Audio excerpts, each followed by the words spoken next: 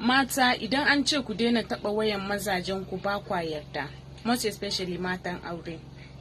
Wayan namiji yana nan kamar albasa ne, da zaran kin taba sai kin yi hawaye.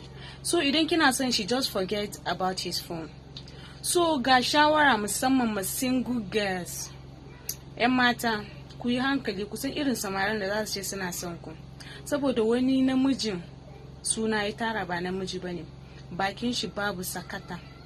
For example, a ce ya yi mistakenly ya taba nononki, oh my god, duniyan abokanayensa sai sun sani.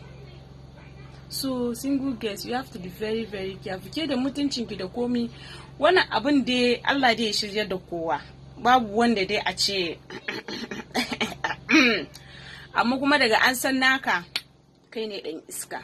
That's the fact. So single girls, just be careful.